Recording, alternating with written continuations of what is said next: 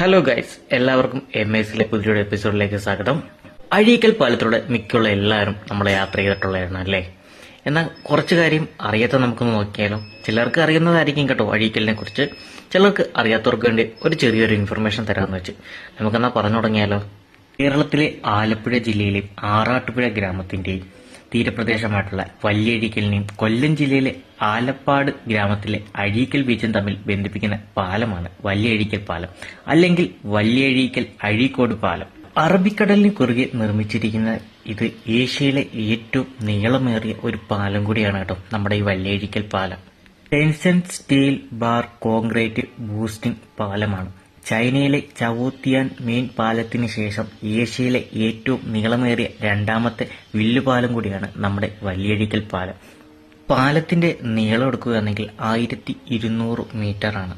വീതി 13.2 മീറ്റർ, ഉയരം 36 മീറ്ററാണ്. ഇത്രയും അടിപൊളിയായിട്ടുള്ള ഒരു പാലത്തിന്റെ ഡ്രോയിങ് ചെയ്ത ഒരാളുണ്ടല്ലേ, ഡിസൈനർ VK അരവിന്ദൻ എന്നാണ് പുള്ളിയുടെ പേര്.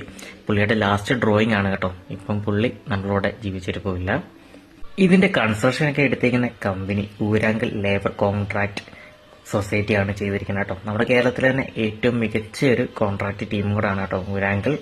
നിർമ്മാണം ആരംഭിച്ചത് 2016 ഈ പാലത്തിന്റെ മൊത്തത്തിലുള്ള കോസ്റ്റ് ആയിട്ടുള്ളത് 146.5 കോടി രൂപയാണ് കേട്ടോ മൊത്തത്തിലെ ചെലവ്.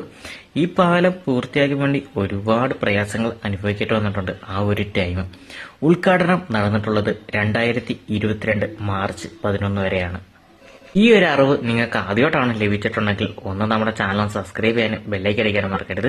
ഈ വീഡിയോസും കാര്യങ്ങളും നിങ്ങൾക്ക് ഇഷ്ടപ്പെട്ടെങ്കിൽ ഒന്ന് ഷെയറും കൂടെ ചെയ്യുക. പുതിയൊരു വീഡിയോ വരുന്നതും വരെ നിങ്ങളുടെ സ്വന്തം ബൈ.